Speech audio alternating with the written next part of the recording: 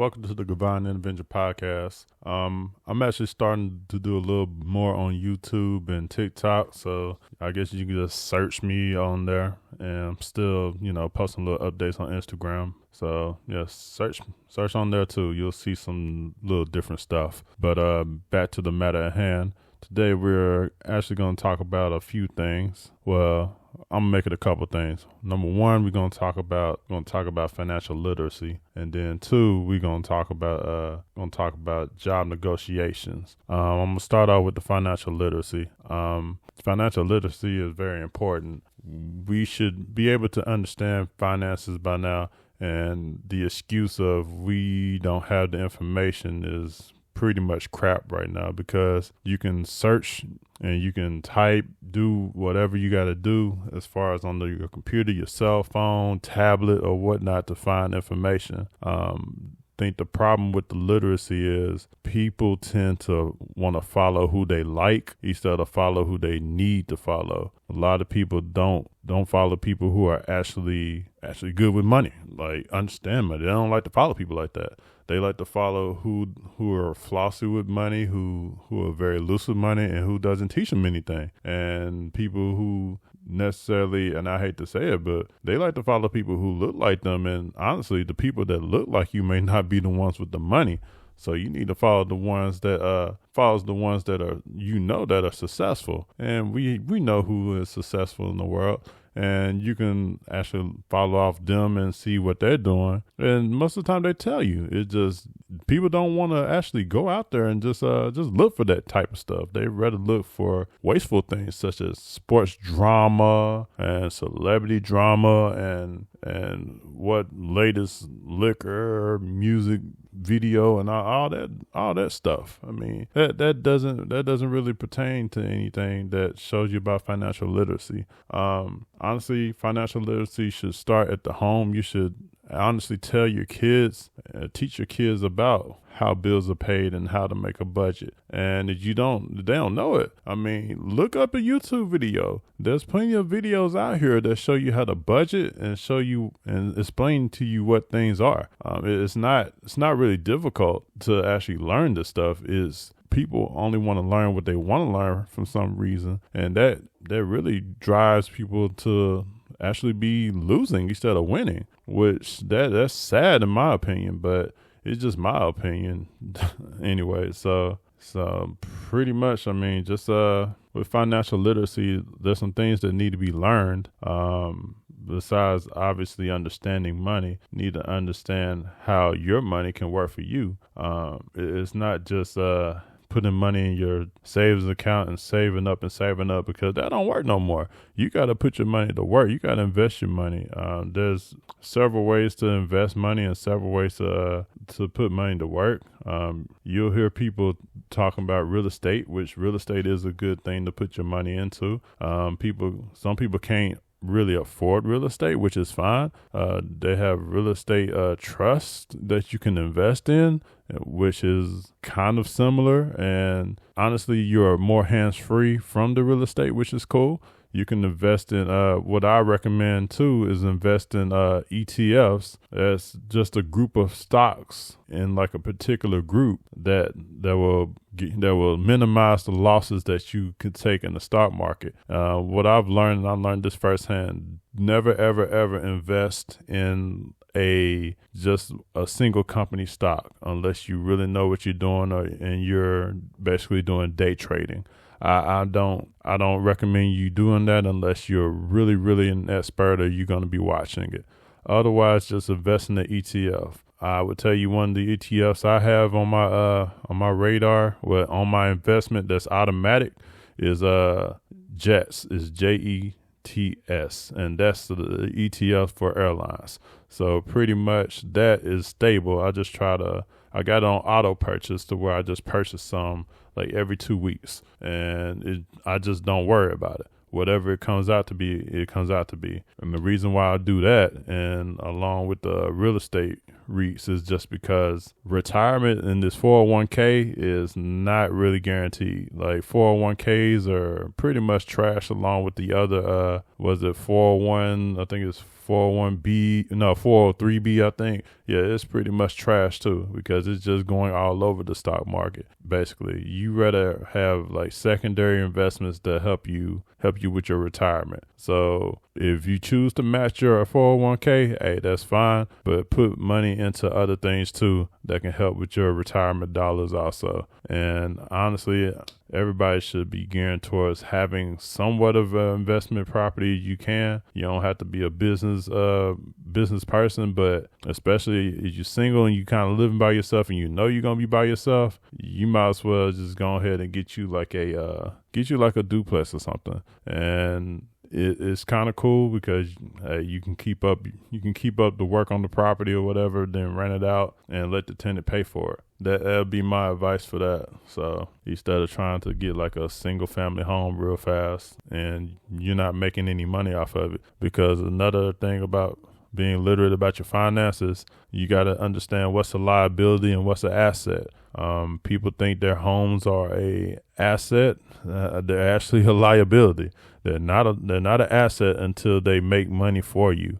And people will say things like, yes, equity can be built. Yes, equity is built. True enough. But at the same time, your equity can be eaten up by how much renovations you put in your home. So if you put in a lot of renovations and say, hey, you got to sell, maybe the timing is wrong to where you have to sell and you don't make any money, or you possibly lose money. Like at this time right now, it's kind of hard to gauge whether you make money or lose money. Honestly, most people, if they bought with, was it 2022, late 2021, and 2023, y'all gonna end up losing money on your homes because y'all paid too much, because the principal is too much. The interest rates might be good, the monthly payment might be good, but hey, you gotta get out of a jam and say, hey, you gotta move because it's mandatory, you gotta move. You're gonna end up taking a loss, and then you can't even rent the house for market value per se, just because the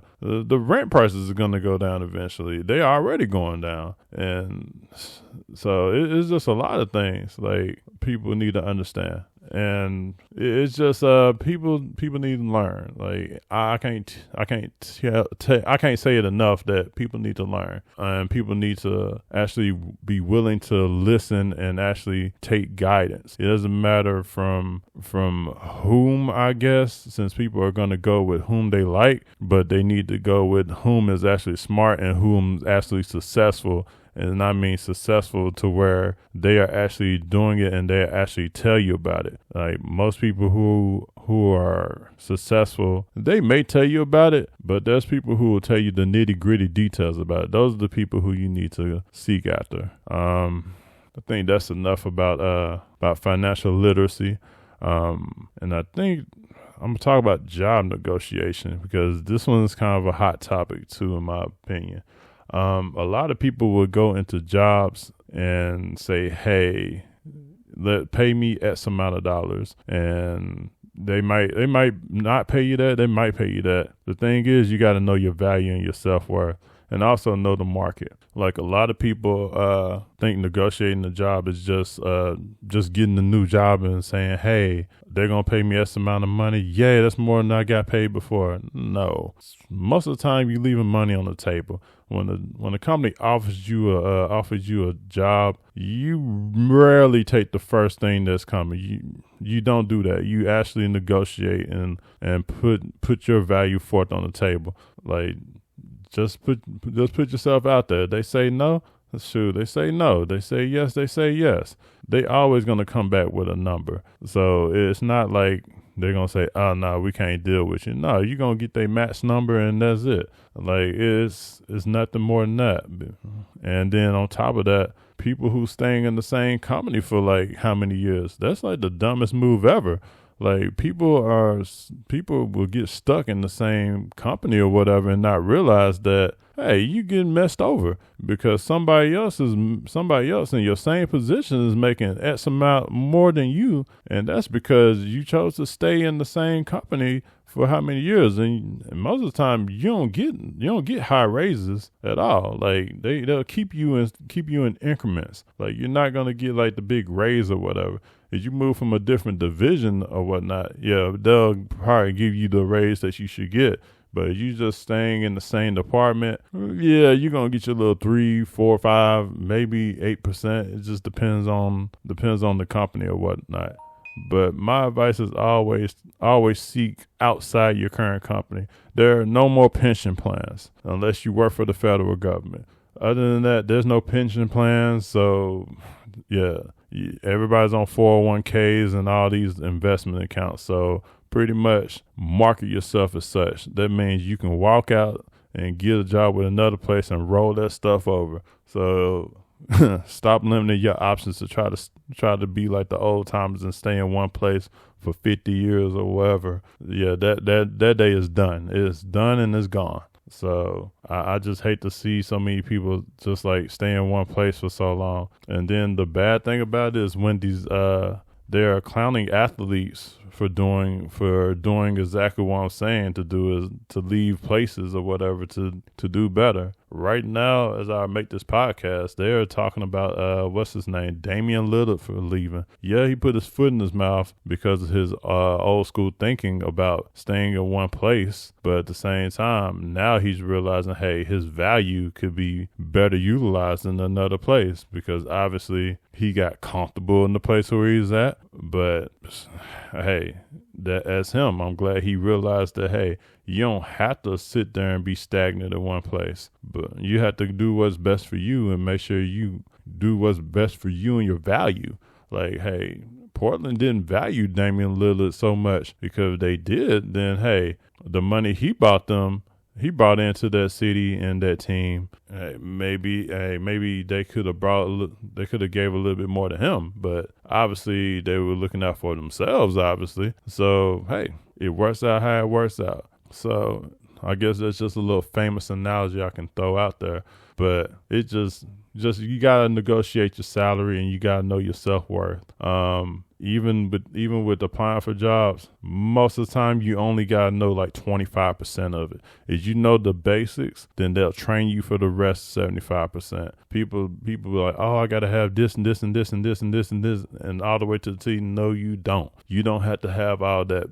They had to teach you a lot of it. Nobody is going to be perfect in the company. You just got to know the basics. And if you know the basics, then you will make it through, because you have to continuously learn and continuously educate yourself. That's why they have continual education. They tell you to train for a reason. Like, you train on the job. Like, if you're not training on the job and you sit there stagnant, then you're going to be frustrated. You're going to be frustrated, make the same amount of money, and then when you try to look for a job, you're going to be like, oh, I don't know what to do with myself. Let me look for the same type of job that I'm doing before, with no elevation and no promotion, just the same thing. And that happens to so many people, and I hate to say it, it happens to a lot of people with the old mind frame of thinking and closed-minded thinking. Instead of progressing themselves, they just regress themselves. Like, people are actually working jobs and they quit and they just go make a lateral move, or sometimes make a losing move. I've seen it happen, and I actually like, I guess I tried to help somebody do that. I tried to help several people do that, but they end up taking lateral moves or whatever. And that's part of the reason why I kind of slowed down and probably just stopped helping people with jobs or whatever. My mentor told me, don't miss your professional relationships with your personal relationships. And that is so true, because when I stuck my head out and stuck my neck out, I got let down, and it was bad. Like I got set up with interviews and didn't even like take it seriously. And then the other one, like I mentioned on a previous podcast, just said, hey, I don't want to do the job, and like took a lesser job with the same company. And you can't do that, because they already know that you're not gonna be able to handle responsibility at all. And if you're with the relationship stuff, I ain't no relationship advisor or anything, but if men see that in a lady, smart men are gonna be turned off because hey, that means you can't take responsibility in the house when it comes to like family and stuff. So it's just a little tip. And I'm sure I can't speak on the other side, but I'm pretty sure ladies don't want a man who don't want to take responsibility and like do better either. So, but I can't speak on that due to obvious, well, my preference of dating. I put it like that, not to offend anybody, but it is what it is. I think that's enough about that. I think this podcast is getting long, and I'll try to keep it short for you guys. So I'll see you on the next one. Just don't forget to check out the TikTok, the Instagram, this is on Spotify, and then YouTube. Like a lot of stuff is I'm trying to expand and try to do different things to get information out there. Hope y'all enjoy this, and thank y'all.